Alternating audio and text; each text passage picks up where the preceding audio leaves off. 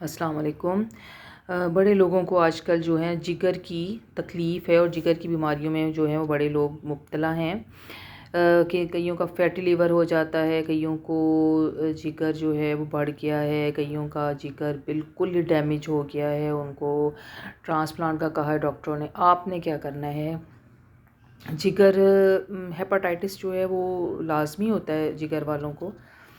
آپ نے کیا کرنا ہے کہ نماز آپ نے اسکپ نہیں کرنی، پوری نمازیں پڑھنی ہیں آپ نے، بالکل 5 وقت کی نماز پڑھنی ہے، پوری یکسوئی کے ساتھ، توجہ کے ساتھ،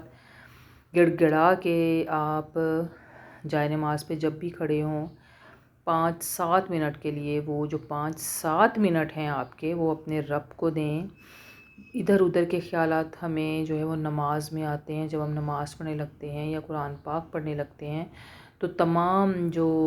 ہمارا جو ذہن ہے وہ سارے دن کی جو خیالات ہوتے ہیں ان کی طرف مائل ہو جاتا ہے۔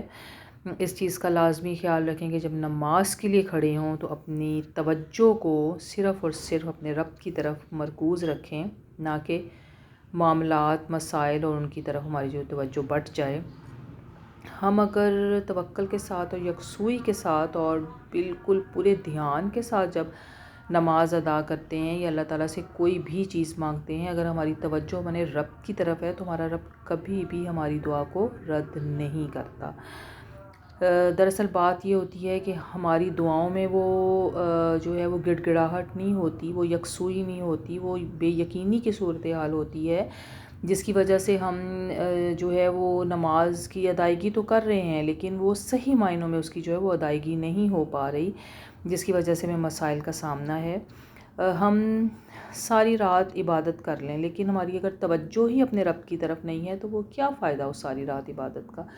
ہم 2 نفل ہی کیوں نہ پڑھ لیں، لیکن اگر وہ 2 نفل یکسوئی کے ساتھ اور پوری توجہ کے ساتھ اور یقین کے ساتھ پڑھے گئے، وہ 2 نفل ہی پوری رات کی عبادت پر بھاری ہوں گے۔ اگر ہم 2 نفل اس طرح کر کے ادا کر رہے ہیں کہ ہمارے وہ 2 نفل جو ہیں وہ ان میں مکمل توجہ اپنے رب کی طرف ہے اور مکمل یکسوئی کے ساتھ ہمارا رابطہ جو ہے اپنے رب سے جڑا ہوا ہے، تو وہ 2 نفل ہی کافی ہیں ہمارے لیے، نہ کہ ہم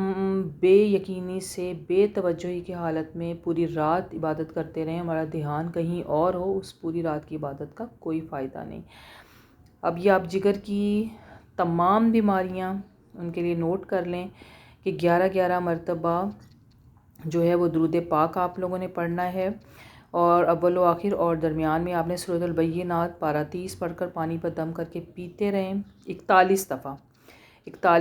آپ نے سورت کو پڑھنا ہے اور پانی پہ دم کر لینا ہے، ایک بوتل میں پانی بنا لینا ہے، اس کو اپنے روز آپ نے جو روزمرہ پانی آپ پیتے ہیں اس میں استعمال کریں اور آپ کا انشاءاللہ تعالی جگر بالکل ٹھیک ہو جائے گا۔